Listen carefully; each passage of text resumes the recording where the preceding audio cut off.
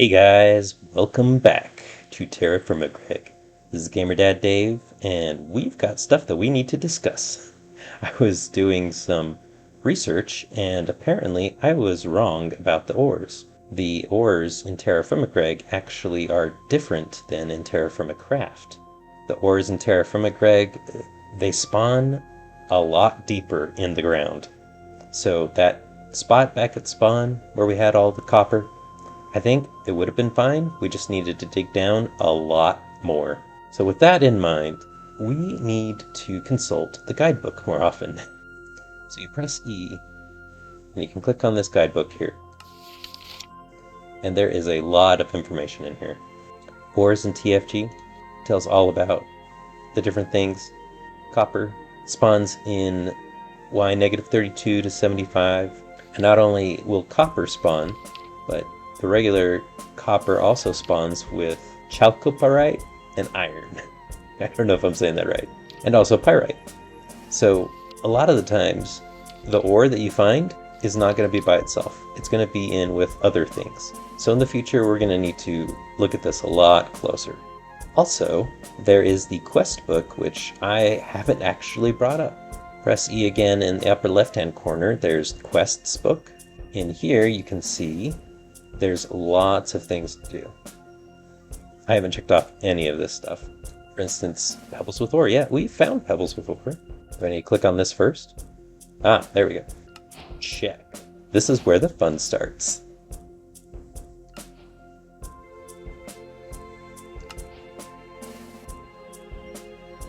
I just collected that book. I'm not sure what that does. Ah, it looks like we have a book in our hand now. Right click it, and it's just the guidebook, which we already had right here. But now it's a physical entity in our hands. We'll put it in a library someday. Right here, how to get crushed ore without a crusher. This is another thing that I did not realize, but if you mine ore with a pickaxe, you'll get some ore. But if you mine it with a hammer, you'll actually get some crushed ore, which will provide more millibuckets of ore if you melt that down. So it's actually better to mine the ore with a hammer, so you get more ore for your buck. Next time we go mining, we'll have to demonstrate this a lot more. But first things first, we actually need to work on getting food. Set up a little, put down our large vessel, put all of the food in there, took the seeds out, put them in the chest because the seeds don't go bad. Let's see if we get that quest achievement for picking up some seeds. We do! That's nice. Alright. We found some seeds. We don't get any rewards, but that's okay. I'm sure our reward will be growing food. Oh, okay. So yeah, we need to plow the ground so that we can plant seeds. In order to do that, we're going to need a hoe. Oh, and it doesn't show us. Okay, that's probably a bug. That's alright. Because if we go to pottery,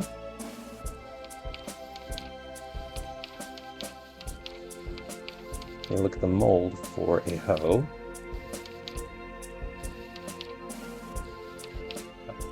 So it's just a line with a couple under. We probably make two. There we go. Alright, let's go down to where we're going to have our water. There's our canoe. It's a lot of sand. So if we look in our guidebook, World Wild Crops. So it'll actually show what will grow in what temperatures and what rainfall. So if we go to the index and go to crops, talks about crops, need a stone hoe. Nutrients in the ground actually affect how the crop grows. And there's a nice list here showing all of the different plants and what they need. Rye, 25 to 85 water. With a temperature somewhere between -11, which is why it's such a good grain. It can grow when it's freezing. There's wheat. Wheat is not as hardy as rye, but it will still grow at -4, so that's good. Looks like beets are pretty hardy too. Cabbage is even more hardy than beets. It's not surprising since we found those farther up north. And garlic, like I said, garlic is very good. It's even hardier than all of those. It'll even grow when it's -20 outside. Let's show you how water affects the soil. All right, let's till some of this ground here. You see, once I tilled it, you can immediately see that there is a hydration and nitrogen, phosphorus, and potassium. So you can see how much the soil is fertilized. Hydration's 100% because it's right next to the water. And so is that because it's right next to some water. Even a little bit of flowing water, that counts. Then this one, this spot right here, is 2 away. So when we do that, it's only 82%. So 82, 100%, 82. Oh, why's that 100? Maybe it's because it's kitty corner. All right, 82. This one's 62 because it is farther away. So we got 100, 100, 82, 62, 42. All right, there we go, 42 to 22. Actually, because of our climate here and the annual rainfall, I'm pretty sure that affects how much water is in the soil if it's not near a water source. So if I just go up here, a ways away from the water source, and we just do that right there, see the hydration is 22. So on our list here, we have cabbage, beets, and garlic can all be planted in 22 hydration. So then we just need to make sure that the rye, the wheat, and the pumpkins all have at least 25 or 30%. So we're going to plant those near the river, but we can plant the others, the cabbage, beet, and the garlic, pretty much anywhere we want. Although it does have the upper end. So you can't place cabbage, beets, garlics, pumpkin, and rye right against the water because that's too much water. Too much water will kill the plant, just like too little will. Wheat, however, is perfectly fine being at 100% water. So we just need to figure out exactly where we're going to plant stuff and start our little garden.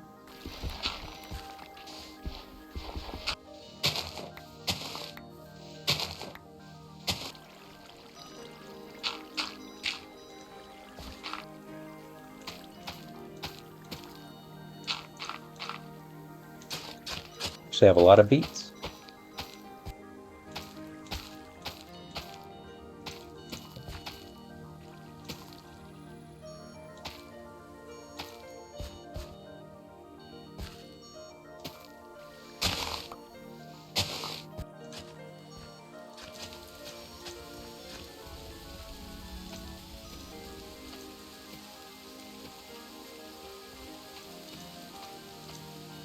Okay, there we go.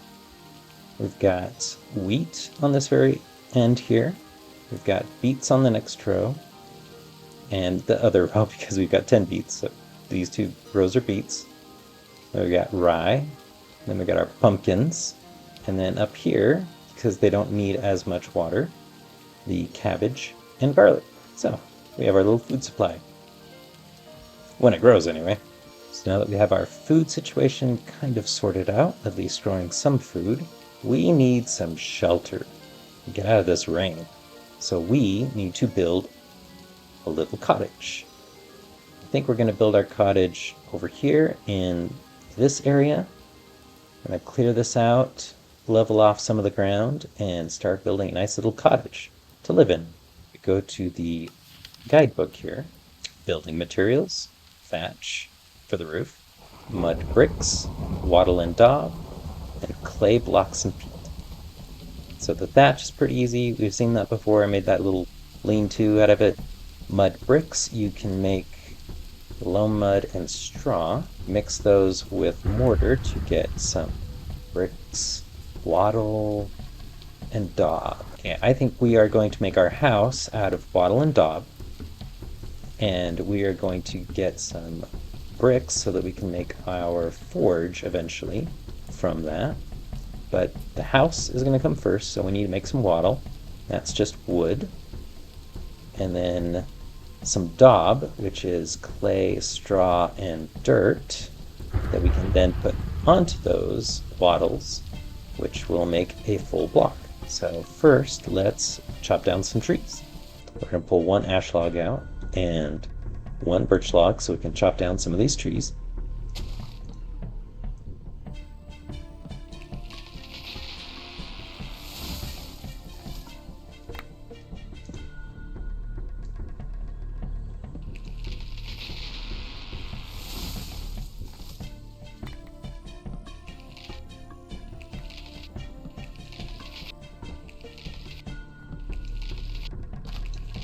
Ah, apple blossoms.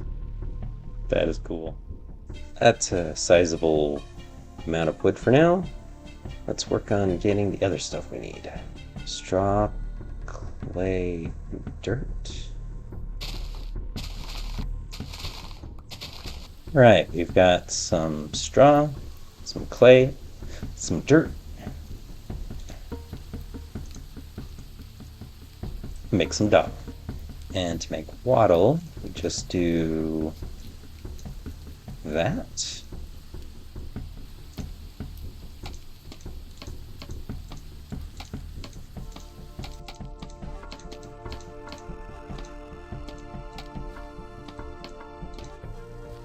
Alright, I think this is going to be the floor of our cottage here. I think this is how big we're going to make it to start off with. Okay, make the wattle, sticks, and then daub. It takes 4 sticks. Okay, so it does take 4 sticks, but I only have to click it once and it'll take the 4 sticks. Okay, cool. It's every 32 sticks will get me 8 of these. Do I need more sticks? There's no way to get sticks out of wood. If I had a lathe, I could. Alright, where am I going to find sticks? Stick gathering montage. Just cleaning up the beach. Pyrite. What is pyrite used for? Alright, pyrite is iron. Cool. Mark this on our map. That is really odd. I just found this laying on the sand. Redstone wire? Must be redstone? I wonder if that means there's redstone deposit underneath here. That will be something to check out. Oh, forget the forest. This beach is littered with sticks everywhere. Guano. That can be used as fertilizer. Limonite. And hematite. Those are both irons. More limonite and hematite. Yeah, there's got to be a huge vein under here. Drake. Ducks. Male ducks. Fortunately, they don't lay eggs. That's too bad. We need some of your female kind so we can breed you. Get some eggs. Yeah, rabbit, rabbit, rabbit. Right on top of it.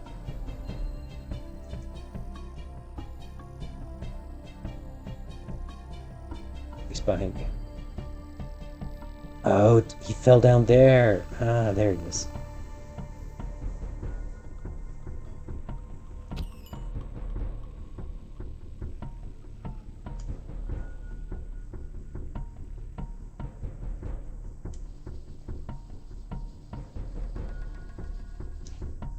There we go. Throw the rabbit on. Cook it up. 0.5 protein. 1.5 when it's cooked. Let's have some nice rabbits. Ooh, that was a lot of dog. That was a lot of sticks for that. Just one layer. And we got to do that, I don't know, how many times?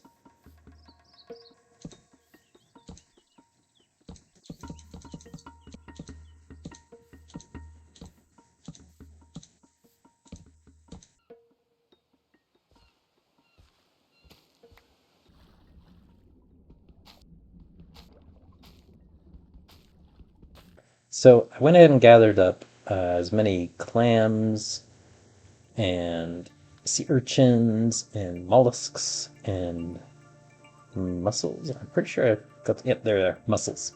So now with these, you can just put them up in the crafting area along with a hammer and crush them to make flux. Oh, we got some guano, so I'm going to use that to fertilize some of our crops, hopefully get a better yield. Maybe get them to grow a little bit faster as well. Look at the crops.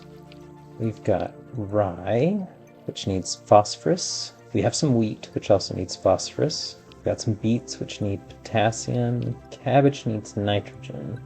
Garlic also needs nitrogen. And the pumpkins need phosphorus. So the guano, nitrogen and phosphorus mainly. The two that need nitrogen, cabbage and garlic. So we are going to fertilize. I think we're going to do it with the garlic because the garlic is really good.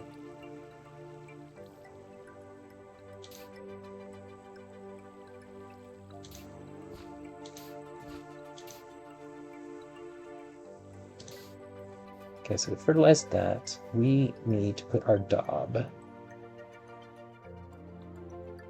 on here.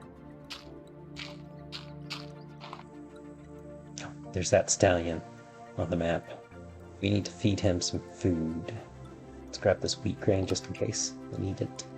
It would be really nice to have a horse. We'll travel long distances a lot easier. The problem is, you're gonna need a saddle, and I don't think we have enough leather for a saddle yet. Well, we don't have any leather because I haven't treated any of the hides that we have. But we can do that. Alright. Hey, stallion.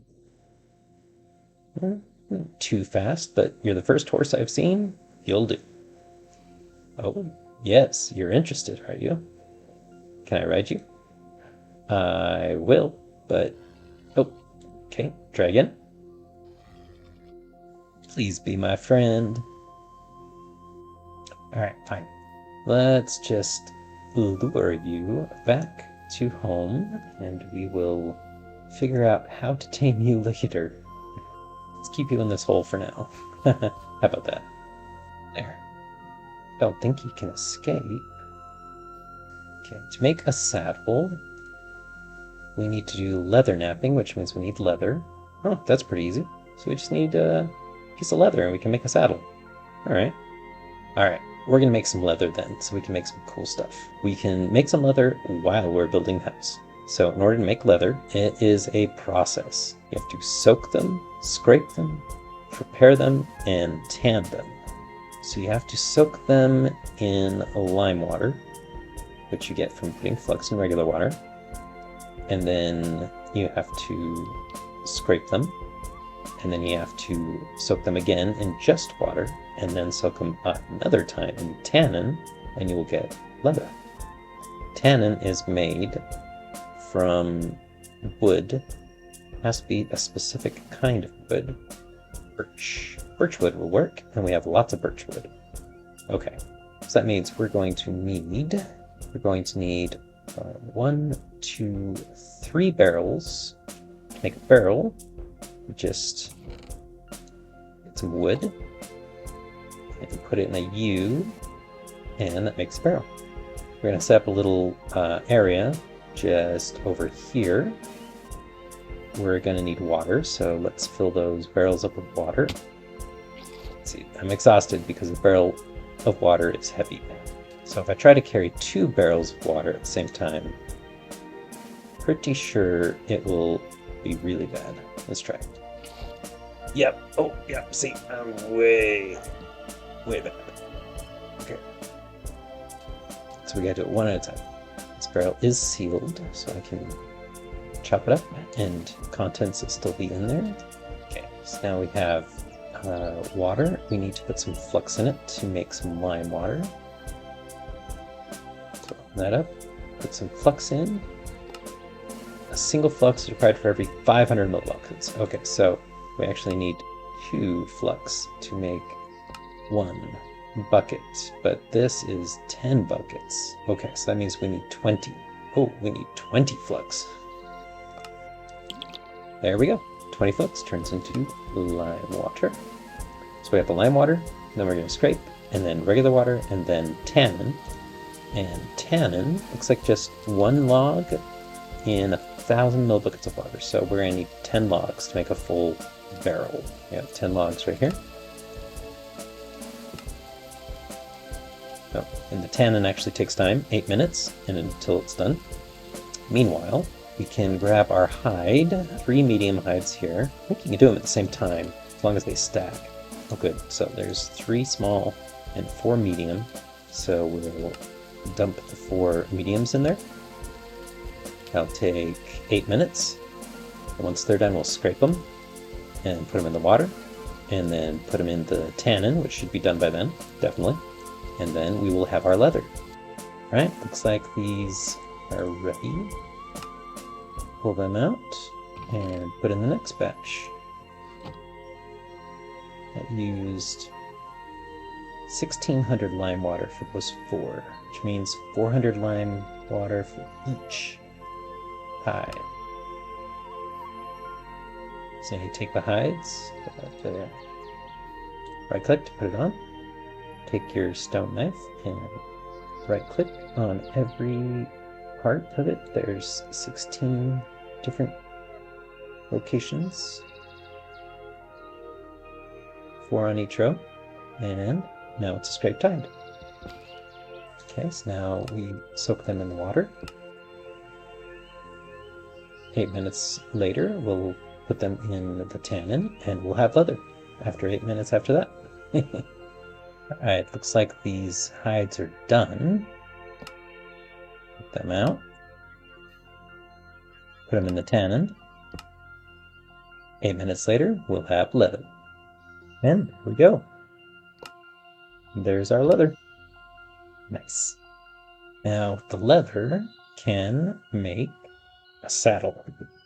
Leather napping. Okay, so it's just take off the corners so that it's a nice 3x5 with 1 on each side. So take our leather and we'll nap it.